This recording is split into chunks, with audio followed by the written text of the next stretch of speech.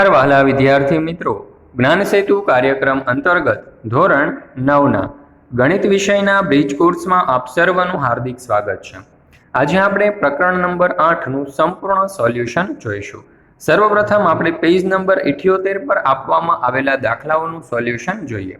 પ્રશ્ન નંબર 1, નીચે આપેલ સંખ્યાઓનો ગુણોત્તર શોધો। પહેલું 12 કિલોમીટર અને 180 મીટર।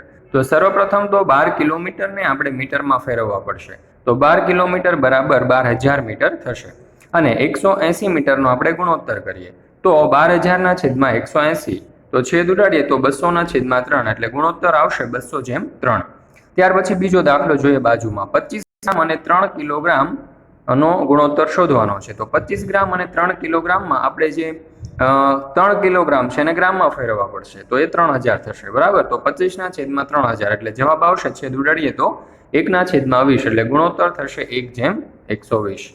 ત્યાર પછી ત્રીજો દાખલો 3/8 ગુણ્યા 100 એટલે કે 300/8 તો જવાબ આવશે 37.5।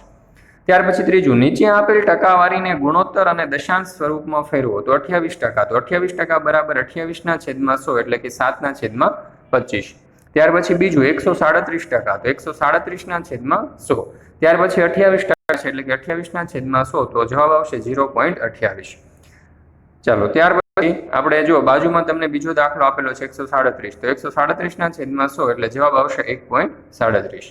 ત્યાર પછી ત્રીજો દાખલો છે 215, તો 215/100 છેદ ઉડાડીએ તો 43/20 એટલે જવાબ આવશે આપણો 2/15 એટલે કે 2.15। ત્યાર પછી ચોથો દાખલો, એક રેસ્ટોરન્ટમાં દિવસ દરમિયાન આવનાર લોકોમાંથી 60% વ્યક્તિઓ ચા પીવે છે જ્યારે બાકીના લોકો કોફી પીવે છે। જો દિવસમાં રેસ્ટોરન્ટમાં આવતા વ્યક્તિઓની સંખ્યા 375 હોય તો કેટલા લોકો કોફી પીવે છે?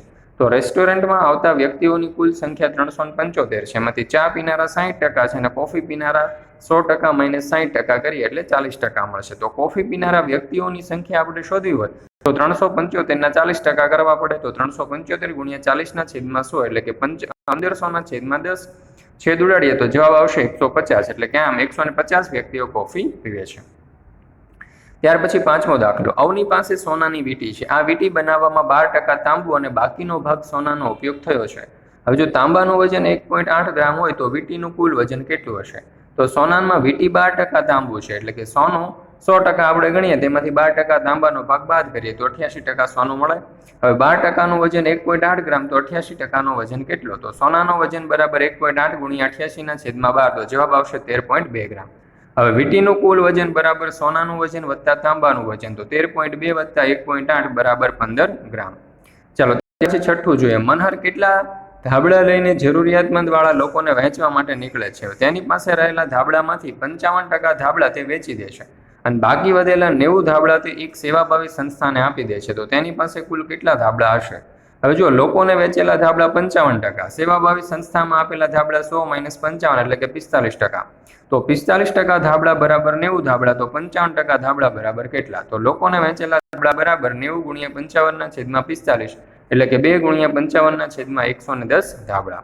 હવે કુલ ધાબળા બરાબર લોકોને વેચેલા ધાબળા વત્તા સેવાભાવી સંસ્થામાં આપેલ ધાબળા એટલે કે 110 વત્તા 90 એટલે જવાબ આવશે 200 ધાબળા। ત્યાર પછી પેજ નંબર 83, એક વ્યક્તિને તેના પગારમાં 15% વધારો મળ્યો। જો નવો પગાર વધારો મળ્યા બાદનો 74,750 રૂપિયા હોય તો મૂળ પગાર શોધો। હવે ધારો કે મૂળ પગાર આપણે 100% ધારી લઈએ તો વધારા સાથેનો પગાર 100% વત્તા 15% બરાબર 115%। હવે 115% સાથે નવો પગાર 74,750 રૂપિયા તો 100% સાથેનો મૂળ પગાર કેટલો? તો મૂળ પગાર બરાબર 74,750 ગુણ્યા 100/115 એટલે જવાબ આવશે 65,000 રૂપિયા। ત્યાર પછી બીજું, કોઈ એક રાજ્યમાં વર્ષ 2018માં ઘઉંનું ઉત્પાદન 67 લાખ ટન હતું।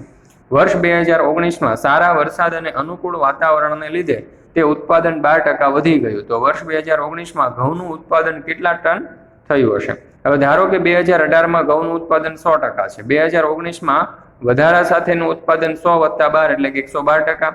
તો 2018માં 100% ઉત્પાદન બરાબર 67 લાખ ટન હતું તો 112% એટલે કે વધારા સાથે ઘઉંનું ઉત્પાદન કેટલું? તો 2019માં ઘઉંનું ઉત્પાદન બરાબર 67 ગુણ્યા 112/100 કરવા પડશે તો 7504/100 એટલે જવાબ આવશે 75.04 લાખ ટન। આમ 2019માં 12% વધારા સાથે ઘઉંનું ઉત્પાદન 75.04 લાખ ટન થયું હશે. ત્યાર પછી આપણે ત્રીજું જોઈએ. એક વેપારીએ ₹475 લેખે 200 નંગ લાઈવ જેકેટ ખરીદ્યા. તેમાંથી 15 જેકેટ ખામીવાળા નીકળ્યા અને બાકીના જેકેટ તેમણે ₹500 પ્રતિ દીધા. તો આ સોદામાં વેપારીને નફો થયો હશે કે ખોટ, અને કેટલા રૂપિયા? તો જો એક વેપારી ₹475 લેખે 200 નંગ લાઈફ જેકેટ ખરીદે છે, તો કુલ ખરીદી કિંમત બરાબર 475 ગુણ્યા 200 બરાબર 95,000 રૂપિયા. હવે 15 જેકેટ ખામીવાળા છે, તો 200 માંથી 15 આપણે બાદ કરીએ તો 185 જેકેટ મળે.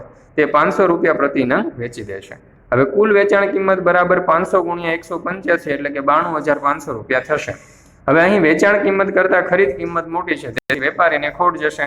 તો ખોટ બરાબર ખરીદ કિંમત માઇનસ વેચાણ કિંમત એટલે કે 95,000 માઇનસ 92,500.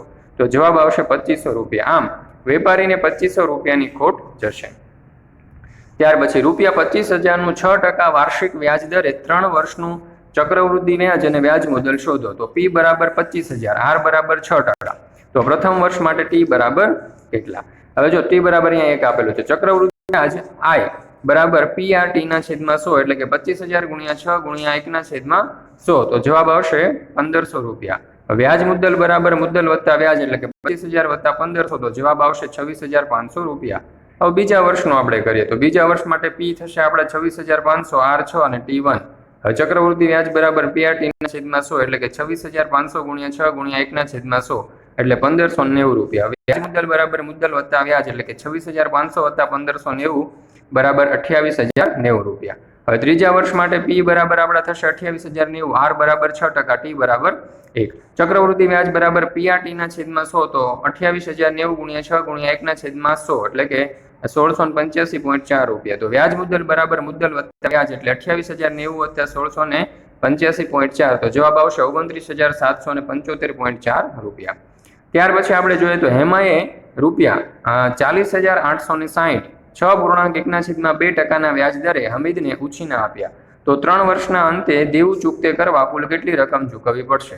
તો P બરાબર 40,860, R બરાબર 6.1/2% એટલે કે 13/2%. તો T બરાબર 3 વર્ષ લઈએ. તો સાદું વ્યાજ PRT બરાબર PRT ના છેદમાં 100 એટલે કે 40,860 ગુણ્યા 13 ગુણ્યા 3 ના છેદમાં 100 ગુણ્યા 2. હવે 7,963.7 રૂપિયા. તો વ્યાજ મુદ્દલ બરાબર મુદ્દલ વત્તા વ્યાજ એટલે કે 40,860 વત્તા 7,967.7 એટલે જવાબ આવશે 48,827.7 રૂપિયા. આમ હમીદને 3 વર્ષના અંતે 48,827.7 રૂપિયા ચૂકવવા પડશે. ત્યાર પછી ત્રીજું, નીચે આપેલા પ્રશ્નોમાં વ્યાજ મુદ્દલ અને ચક્રવૃદ્ધિ વ્યાજ શોધો. હવે ₹400નું 5%ના દરે 2 વર્ષ માટે વ્યાજ શોધવાનું છે. તો પ્રથમ વર્ષ માટે P બરાબર 4,000, R બરાબર 5, T બરાબર 1. તો ચક્રવૃદ્ધિ વ્યાજ I બરાબર PRT ના છેદમાં 100 એટલે કે 4,000 ગુણ્યા 5 ગુણ્યા 1 ના છેદમાં 100. તો જવાબ આવશે 200 રૂપિયા. તો વ્યાજ મુદ્દલ બરાબર મુદ્દલ વત્તા વ્યાજ એટલે કે 4,000 વત્તા 200 એટલે જવાબ આવશે 4,200 રૂપિયા. હવે બીજા વર્ષ માટે P બરાબર 4200, R બરાબર 5, તો T બરાબર 1. તો ચક્રવૃદ્ધિ વ્યાજ આપણે I બરાબર શોધીએ તો PRT ના છેદમાં 100 એટલે કે 4200 ગુણ્યા 5 ગુણ્યા 1 ના છેદમાં 100 એટલે જવાબ આવશે 210 રૂપિયા. વ્યાજ મુદ્દલ બરાબર મુદ્દલ વત્તા વ્યાજ એટલે કે 4,200 વત્તા 210 બરાબર 4,410 રૂપિયા. તો કુલ ચક્રવૃદ્ધિ વ્યાજ 200 વત્તા 210 બરાબર અહીંયા બાજુમાં તમે જોઈ શકો છો તો 410 રૂપિયા થશે. હવે બીજો દાખલો, ₹6500નું 10%ના વાર્ષિક દરે 1 વર્ષ માટે અર્ધવાર્ષિક ગણતરી કરવાની કઈ છે? તો અહીં અર્ધવાર્ષિક ગણતરી કરવાની છે, તેથી n બરાબર આપણે 2 લઈશું. P બરાબર 6500, R બરાબર 10%. એ વાર્ષિક વ્યાજ દર છે. અર્ધવાર્ષિક વ્યાજ દર બરાબર R બરાબર 10/n એટલે કે 10/2 બરાબર 5%. તો વ્યાજ મુદ્દલ બરાબર એ નું સૂત્ર મૂકીએ આપણે P કૌંસમાં 1 વત્તા R ના છેદમાં 100 આખા કૌંસની n ઘાત. તો એમાં કિંમત મૂકીએ 6500 કૌંસમાં 1 પ્લસ 5 ના છેદમાં 100 આખાની 2 ઘાત. તો 6500 105 ના છેદમાં 100 આખાની 2 ઘાત એટલે 6500 ગુણ્યા 1.05 ની 2 ઘાત. તો વ્યાજ મુદ્દલ એ બરાબર આપણને મળશે 7,166.25 રૂપિયા. હવે ચક્રવૃદ્ધિ વ્યાજ આપણે જોઈએ બરાબર છે, તો A માઇનસ P આપણે બાદ કરવા પડશે. તો 7,166.25 માઇનસ 6500 એટલે જવાબ આવશે 666.25 રૂપિયા. આમ ચક્રવૃદ્ધિ વ્યાજ છે તે 666.25 રૂપિયા અને વ્યાજ મુદ્દલ એ 7,166.25 રૂપિયા થશે.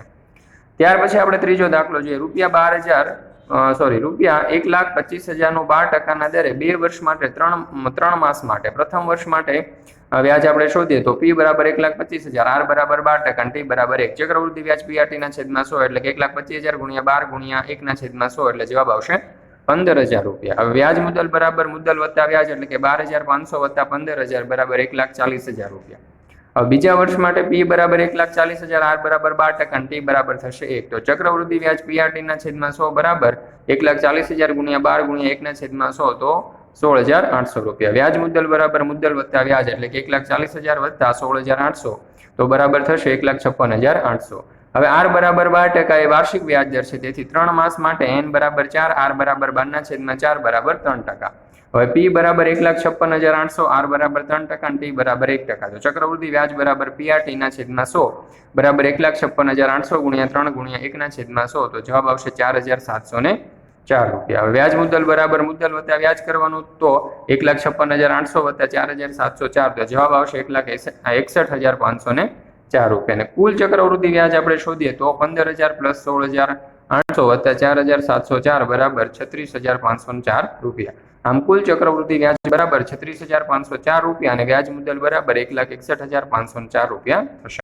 તો બાળ મિત્રો, આ ચેપ્ટરનો ધ્યાનપૂર્વક અભ્યાસ કરવા બદલ ખૂબ ખૂબ આભાર. ફરી મળીશું આપણે એક નવા ચેપ્ટર સાથે, એક નવા સોલ્યુશન સાથે.